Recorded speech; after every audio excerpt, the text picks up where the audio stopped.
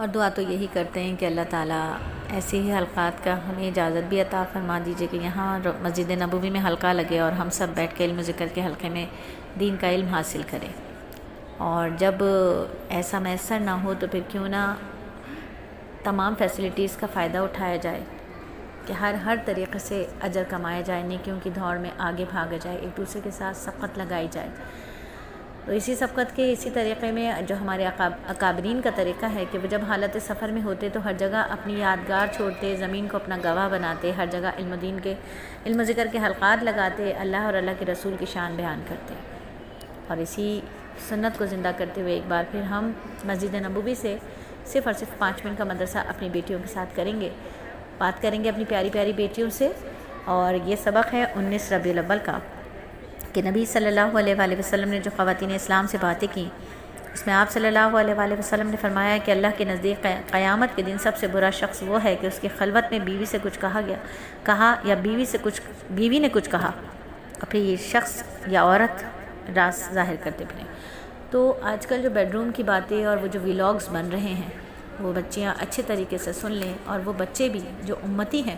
اور انہیں عقل یہ نہیں آ رہی کہ یہ سب گندی باتیں ہیں، یہ سب گناہ کی باتیں، یہ نبی صلی اللہ علیہ وآلہ وسلم کے طریقے سے ہٹ کر طریقہ ہے کہ اپنی خلوت کی باتیں وہ پورے زبان زد عام کرتے ہیں اور خوب اپنے بیڈ روم کو ظاہر کرتے لوگوں کے ساتھ۔ تو اس سے بچنا چاہیے، اور پھر کیوں نہ اپنے پیارے پیارے بچوں کو اپنے پیارے نبی کی پیاری باتیں خود بھی ہم یاد کر لیں اور بچوں کو بھی یاد کرا دیں کہ نبی صلی اللہ علیہ وآلہ وسلم نے ارشاد فرمایا جس کے پاس زائد سواری ہو اسے چاہیے کہ اسے دے دے جس کے پاس سواری نہیں ہو، اور جس کے پاس زائد راہ ہو اسے چاہیے اسے دے دے جس کے پاس زیادہ راہ نہ ہو۔ آج ہمارے پاس کتنا پیسہ ہے، ہم سب یہ سمجھ رہے ہیں کہ یہ سب ہمارا ہے، ایسا نہیں ہے۔ در حقیقت اللہ رب العزت نے ایک تقسیم کی ہے، کسی کو لاکھ دیا، کسی کو کروڑ دیا، کسی کو کچھ بھی نہیں دیا۔ تو اس کا مطلب یہ نہیں ہے کہ اللہ کی تقسیم غلط ہے، اس کا مطلب یہ ہے کہ اللہ تعالیٰ ہمیں مال دے کر آزما رہے ہیں کہ میرا دیا ہوا مال ان تک پہنچاؤ جن کے پاس نہیں ہے۔ اسی لیے نبی پاک صلی اللہ علیہ وآلہ وسلم کی مبارک زبان سے یہ کہلوایا کہ جس کے پاس زائد سواری ہو وہ اسے دے دے جس کے پاس سواری نہیں، جس کے پاس زائد مال ہو وہ اسے دے دے جس کے پاس مال نہیں، زیادہ راہ نہیں۔ تو یہ زندگی ایک سفر ہے اور اسے ایسے گزارنا ہے جیسے غابر اور غریب اس سفر کو، مسافرت کو گزارتا ہے۔ سفر ایسے کرنا ہے جیسے غابر اور غریب سفر کو طے کرتا ہے، یعنی منزل پر پہنچنے کی جلدی ہو۔ تو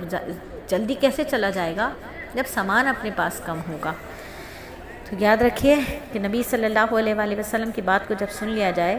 تو اس پر عمل کرنا بھی بہت زیادہ ضروری ہوتا ہے۔ اللہ تعالی ہم سب کو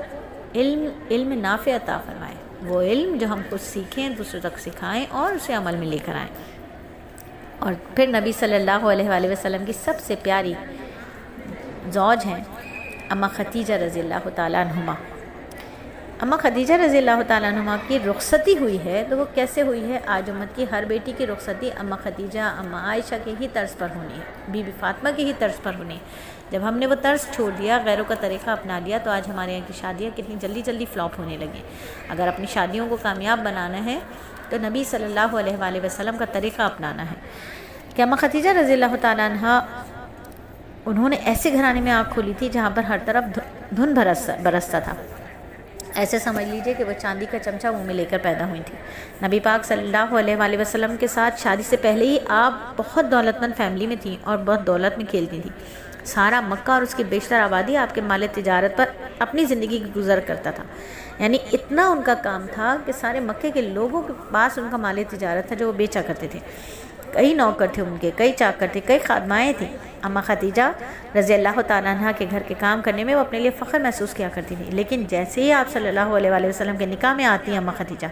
پوری زندگی آپ کے قدموں میں صرف کر دی،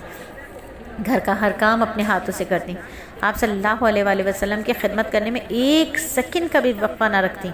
صبر اور خدمت کا اجر بارگاہ خداوندی سے یہ ملا کہ خود رب العزت کے پاس سے سلام آیا۔ ایک مرتبہ حضرت جبرائیل علیہ السلام نے نبی صلی اللہ علیہ وآلہ وسلم سے عرض کیا کہ بی بی خدیجہ آپ کے پاس برتن میں کھانے کی کچھ چیز لا رہی ہیں۔ جب وہ آپ صلی اللہ علیہ وآلہ وسلم کے پاس آئیں تو انہیں ان کے رب کا سلام اور میرا سلام پہنچا دیجئے، اور ان کو جنت کے ایک ایسے محل کی بشارت دیجیے جو ایک ہی موتی کا بنا ہوا ہوگا اور اس محل میں کوئی شور و غل نہ ہوگا، نہ کسی قسم کی مشقت و تکلیف ہوگی۔ جب یہ سیکھ لیا تو اس جگہ کو بھی دیکھنے جائیں گے جس کا نام ہے غار حرا، اور جہاں اس وقت اماں خدیجہ نبی پاک صلی اللہ علیہ وآلہ وسلم کو کھانا دینے جا رہی تھی۔ جب ہم مکے آئے تو ہم نے غار حرا پر چڑھنا اسی لیے خوشی محسوس کی غار حرا پر چڑھتے وقت، اور یہی تصور تھا کہ کس طرح اماں خدیجہ غار حرا پر چڑھتی ہوں گی، نبی صلی اللہ علیہ وآلہ وسلم کے لیے کھانا لے کر جاتی ہوں گی۔ اور جب مکے آئیں گے غار حرا پر جانے کی نیت بھی کریں گے، اور اس سے پہلے ایک نیت ہوگی، وہ ہوگی عمرے کی نیت۔ حج کے دنوں میں آئے تو حج کی نیت، تو احرام باندھیں گے، اور احرام یہ ہے کہ جب حج سے فارغ ہونے کے بعد بیت اللہ کا طواف کریں، اس طواف کو طواف